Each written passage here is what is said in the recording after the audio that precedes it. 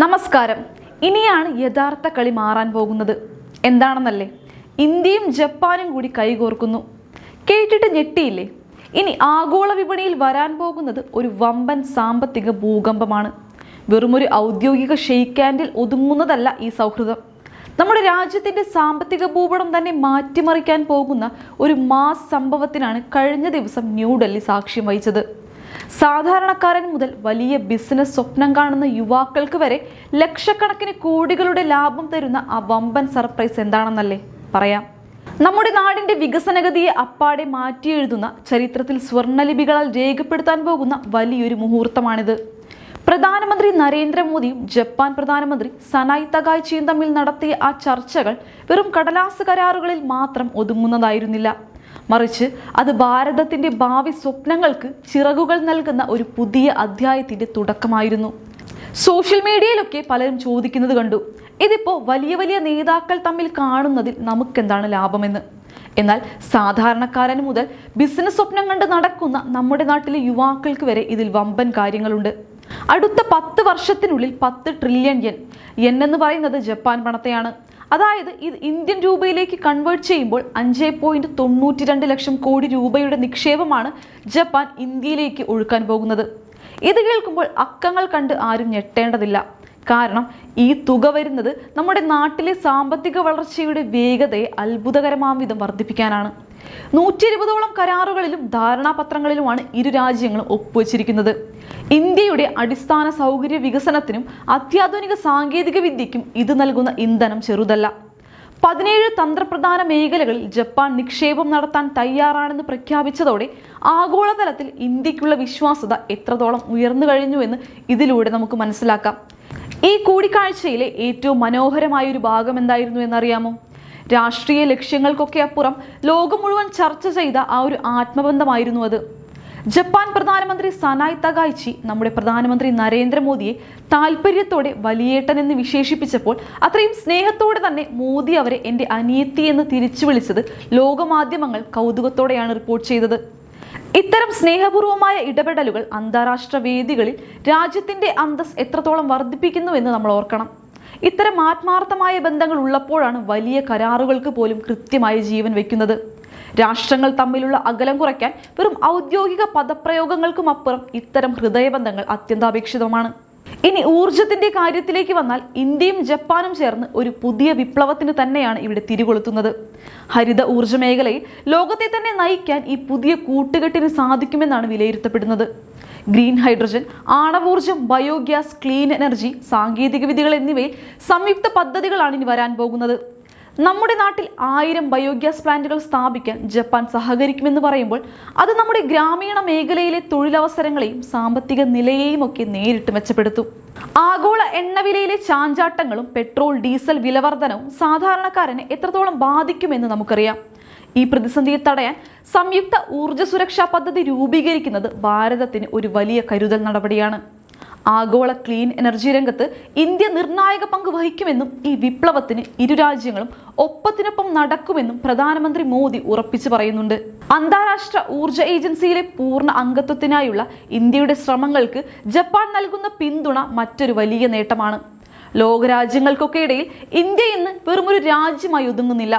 മറിച്ച് ലോകത്തെ നിർണായകമായ തീരുമാനങ്ങളൊക്കെ എടുക്കുന്ന ഒരു ആഗോള ശക്തിയായി മാറിയിരിക്കുന്നുവെന്ന് ജപ്പാന്റെ ഈ നിലപാടിലൂടെ വ്യക്തമാവുകയാണ്. വികസിത ഭാരത് 2047 എന്ന നമ്മുടെ വലിയ ലക്ഷ്യത്തിലേക്ക് ലോകത്തിലെ ശക്തരായ രാജ്യങ്ങൾ കൈകോർത്ത് നിൽക്കുന്നത് ഓരോ ഭാരതീയനും അഭിമാനിക്കാവുന്ന കാര്യമാണ്. നിക്ഷേപം, ഇന്നോവേഷൻ, സാങ്കേതിക സഹകരണം എന്നിവയിലൂടെയൊക്കെ ഇരു രാജ്യങ്ങളുടെയും സാമ്പത്തിക സുരക്ഷയും വളർച്ചയും ശക്തിപ്പെടുത്തുകയാണ് ലക്ഷ്യം. ജപ്പാന്റെ പൂർണ്ണ പിന്തുണ ലഭിച്ചത് ഇന്ത്യയുടെ ഭാവിയിലേക്കുള്ള യാത്രയ്ക്ക് ലഭിച്ച വലിയൊരു അംഗീകാരമാണ്. സാങ്കേതിക വിദ്യ കൈമാറ്റത്തിലൂടെ നമ്മുടെ സ്റ്റാർട്ടപ്പ് മേഖലയും ഗവേഷണങ്ങളും വലിയ കുതിച്ചുചാട്ടം തന്നെ നടത്തും. ഈ പങ്കാളിത്തം സർക്കാർ തലത്തിൽ മാത്രം ഒതുങ്ങാതെ സർവകലാശാലകൾ, ഗവേഷണ കേന്ദ്രങ്ങൾ, സ്വകാര്യ മേഖലകൾ എന്നിവയിലേക്കും വ്യാപിക്കാൻ പോവുകയാണ്. നിങ്ങളൊന്ന് ചിന്തിച്ചു നോക്കൂ, ഒരു സാധാരണ പൗരനെ സംബന്ധിച്ചിടത്തോളം ഈ കരാറുകൾ എന്ത് അർത്ഥമാണ് നൽകുന്നത്? ഈ നിക്ഷേപങ്ങൾ വരുന്നത് വലിയ വ്യവസായങ്ങൾക്കും മികച്ച അടിസ്ഥാന സൗകര്യങ്ങൾക്കും വേണ്ടിയാണ്. മികച്ച റോഡുകൾ, സുരക്ഷിതമായ ഗതാഗത സംവിധാനങ്ങൾ, പുതിയ സാങ്കേതിക വിദ്യകൾ എന്നിവ വരുമ്പോൾ അത് സാധാരണക്കാരുടെ ജീവിതത്തെയാണ് എളുപ്പമുള്ളതാക്കി മാറ്റുന്നത്. ഇതെല്ലാം നടപ്പാക്കുമ്പോൾ ഓരോ ഭാരതീയനും അഭിമാനിക്കാൻ കഴിയണം. വികസനം എന്നത് കേവലം അക്കങ്ങളല്ല, അത് ഓരോ പൗരന്റെയും ജീവിത നിലവാരം ഉയർത്തുന്ന ഒന്നാണ്. അഴിമതിയില്ലാത്ത സുതാര്യമായ ഭരണവും വികസനത്തെ മുൻനിർത്തിയുള്ള കാഴ്ചപ്പാടും വരുമ്പോൾ രാജ്യം വളരുക തന്നെ ചെയ്യും. വലിയ മെട്രോ പദ്ധതികളും ഹൈസ്പീഡ് ട്രെയിനുകളും വ്യാവസായിക ഇടനാഴികളും നമ്മളിലേക്ക് എത്തുമ്പോൾ അത് സാധാരണക്കാരന്റെ സമയവും പണവും ലാഭിക്കുന്നു. ഈ വികസനം ഓരോ പൗരന്റെയും കൈകളിലേക്ക് തൊഴിലെത്തിക്കുന്ന ഒന്നായി മാറണമെന്നും സർക്കാരിന്റെ വലിയൊരു ലക്ഷ്യമാണ്. ഇന്ത്യയിലെ യുവാക്കൾക്ക് ആഗോളതലത്തിൽ മത്സരിക്കാൻ ആവശ്യമായ വൈദഗ്ധ്യം ലഭിക്കാൻ ഈ കരാറുകൾ വഴിയൊരുക്കുന്നു. സൂക്ഷ്മ ചെറുകിട ഇടത്തരം സംരംഭങ്ങൾക്ക് പുതിയ വിപണികൾ കണ്ടെത്താനും അവരുടെ ഉൽപ്പന്നങ്ങൾ രാജ്യാന്തര തലത്തിൽ എത്തിക്കാനും ഇതിലൂടെ സാധിക്കും. നമ്മുടെ നാട്ടിൻപുറങ്ങളിലെ ഉൽപാദനക്ഷമത വർദ്ധിപ്പിക്കാൻ ജാപ്പനീസ് സാങ്കേതിക വിദ്യ സഹായിക്കുമ്പോൾ അത് യഥാർത്ഥത്തിൽ ഗ്രാമീണ സമ്പദ് വ്യവസ്ഥയുടെ നട്ടെല്ല് ശക്തിപ്പെടുത്തുകയാണ് ചെയ്യുന്നത്. ഇത് കേവലം നഗരങ്ങളിൽ മാത്രം ഒതുങ്ങുന്ന വികസനമല്ല, ഓരോ സാധാരണക്കാരന്റെയും അടുക്കളയിലേക്ക് വരെ അതിന്റെ ഗുണഫലങ്ങൾ എത്തുന്നു എന്ന വലിയൊരു മാറ്റമാണ്. അടുത്ത വർഷം ഇന്ത്യ ജപ്പാൻ നയതന്ത്ര ബന്ധത്തിന്റെ 75ാം വാർഷികമാണ് ആഘോഷിക്കാൻ പോകുന്നത്. ഈ ദീർഘകാല ബന്ധം കൂടുതൽ ഊഷ്മളമാക്കാൻ പ്രധാനമന്ത്രി മോദിയെ ജപ്പാൻ സന്ദർശിക്കാൻ അവർ ഔദ്യോഗികമായി ക്ഷണിച്ചിട്ടുണ്ട്. രാഷ്ട്രീയ അഭിപ്രായ വ്യത്യാസങ്ങൾ പലർക്കും ഉണ്ടാകാം, പക്ഷേ രാജ്യത്തിന്റെ വികസനത്തെയും ആഗോളതലത്തിൽ നമുക്ക് ലഭിക്കുന്ന അംഗീകാരങ്ങളെയും അംഗീകരിക്കാൻ നമ്മൾ തയ്യാറാകണം. വികസനത്തിന്റെ ഈ വലിയ ചിത്രം കാണുമ്പോൾ ആർക്കാണ് അഭിമാനം തോന്നാത്തത്? ആഗോളതലത്തിൽ ഇന്ത്യ ഇന്ന് പലർക്കും മാതൃകയാണ്. ജപ്പാന്റെ പിന്തുണയും സഹകരണവും നമുക്ക് നൽകുന്ന ആത്മവിശ്വാസം ഒട്ടും ചെറുതല്ല. ഇതൊരു പാർട്ടിയുടെ മാത്രം വിജയമല്ല, മറിച്ച് രാജ്യത്തിന്റെ വിജയമാണ്. എങ്കിലും ഒരു ഭരണകൂടം ഇത്തരം വലിയ തീരുമാനങ്ങൾ എടുക്കുമ്പോൾ അതിനെ പിന്തുണയ്ക്കേണ്ടതും അതിന്റെ ഗുണങ്ങൾ വിലയിരുത്തേണ്ടതും പൗരന്മാരായ നമ്മുടെ കടമയാണ്. ഇത്തരം നേട്ടങ്ങൾ ആഘോഷിക്കുമ്പോൾ തന്നെ അതിന്റെ ഗുണഫലങ്ങൾ താഴെ തട്ടിൽ എത്തുന്നുണ്ടെന്ന് ഉറപ്പുവരുത്താൻ കൂടി നമ്മൾ ശ്രദ്ധിക്കണം. സർക്കാർ നടപ്പിലാക്കുന്ന ഓരോ പദ്ധതിയും സാധാരണക്കാരന്റെ ജീവിതത്തെ സ്പർശിക്കുന്നതായിരിക്കണം. ഈ ലക്ഷ്യത്തോടെ തന്നെയാണ് ഓരോ കരാറും ഒപ്പുവെക്കുന്നത്. രണ്ട് മഹത്തായ സംസ്കാരങ്ങൾ തമ്മിലുള്ള ഈ സമാഗമം നമ്മുടെ ടൂറിസം മേഖലയ്ക്കും വലിയൊരു ഉണർവ് നൽകും. കൂടുതൽ ജാപ്പനീസ് സഞ്ചാരികൾ ഇന്ത്യയിലെ സാംസ്കാരിക കേന്ദ്രങ്ങൾ സന്ദർശിക്കാനെത്തുമ്പോൾ അത് പ്രാദേശിക വിപണികൾക്കും ചെറുകിട കച്ചവടക്കാർക്കും വലിയൊരു വരുമാന മാർഗമായി മാറും. അതുപോലെ തന്നെ ഇന്ത്യൻ വിദ്യാർത്ഥികൾക്ക് ജപ്പാനിലെ പ്രമുഖ സർവകലാശാലകളിൽ ഉന്നത വിദ്യാഭ്യാസത്തിനും ഗവേഷണത്തിനുമുള്ള അവസരങ്ങൾ വർദ്ധിക്കുന്നത് നമ്മുടെ വിജ്ഞാന സമ്പദ് വ്യവസ്ഥയ്ക്ക് പുതിയ ദിശാബോധം നൽകും. ലോകം ഇന്ന് നമ്മളെ നോക്കിക്കാണുന്നത് വലിയ ബഹുമാനത്തോടെയാണ്. സാങ്കേതിക വിദ്യയിലും ഊർജ്ജ മേഖലയിലും വലിയൊരു മാറ്റത്തിന്റെ വക്കിലാണ് നമ്മൾ ഇപ്പോൾ നിൽക്കുന്നത്. ജപ്പാനുമായുള്ള ഈ സൗഹൃദം ആ മാറ്റത്തിന് കൂടുതൽ വേഗത നൽകുന്നു. വികസനത്തിന്റെ ഈ യാത്രയിൽ നമ്മൾ ഓരോരുത്തരും പങ്കാളികളാണ്. വരാനിരിക്കുന്ന തലമുറകൾക്ക് മെച്ചപ്പെട്ടൊരു ഇന്ത്യയെ നൽകാൻ ഇത്തരം നയതന്ത്ര തീരുമാനങ്ങൾ അനിവാര്യമാണ്. ഈ നേട്ടങ്ങളെല്ലാം നമ്മുടെ രാജ്യത്തിന് വേണ്ടിയുള്ളതാണ്. ഇത് ഭാരതത്തിന്റെ വളർച്ചയുടെ കഥയാണ്. വരും തലമുറകൾ അഭിമാനത്തോടെ പറയേണ്ട വിജയഗാഥ. ഈ സൗഹൃദത്തിന്റെ കരുത്തിൽ നാളത്തെ ഇന്ത്യ കൂടുതൽ തിളക്കത്തോടെ ഉദിച്ചുയരുമെന്ന കാര്യത്തിൽ സംശയമേ വേണ്ട. നിക്ഷേപങ്ങളും കരാറുകളും പദപ്രയോഗങ്ങൾക്കും അപ്പുറം ഇത് ഇന്ത്യയുടെ വലിയൊരു കുതിപ്പിന്റെ അടയാളമാണ്. ജപ്പാനുമായുള്ള ഈ സൗഹൃദം കേവലം ഒരു കരാറിൽ മാത്രം ഒതുങ്ങുന്നതല്ല, മറിച്ച് രണ്ട് വലിയ ജനാധിപത്യ രാജ്യങ്ങൾ ഒന്നിച്ച് ലോകത്തിന് നൽകുന്ന വലിയൊരു സന്ദേശമാണ്.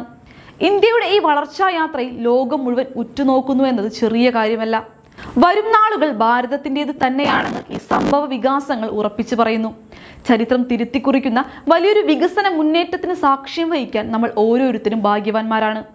ഇനിയുള്ള കാലം ഇന്ത്യയുടെയും ജപ്പാന്റെയും സൗഹൃദം കൂടുതൽ ശക്തമായി മുന്നേറുമെന്ന് നമുക്ക് പ്രത്യാശിക്കാം. എല്ലാ അർത്ഥത്തിലും ഇതൊരു അവിസ്മരണീയ നാഴികക്കല്ലാണ്. ഭാരതത്തിന്റെ പുരോഗതിക്കായി ഇനിയും പലതും വരാനിരിക്കുന്നു. ഈ ചരിത്രപരമായ കരാറുകൾ വരും നാളുകളിൽ ഇന്ത്യയുടെ സമ്പദ് വ്യവസ്ഥയെ തന്നെ മാറ്റിമറിക്കും. ഇതെല്ലാം സൂചിപ്പിക്കുന്നത് ഇന്ത്യ ഒരു ആഗോള ശക്തിയായി മാറിക്കൊണ്ടിരിക്കുന്നു എന്നതാണ്. മുന്നോട്ടുള്ള ഓരോ ചുവടും രാജ്യത്തിന്റെ വിജയത്തിലേക്ക് മാത്രം.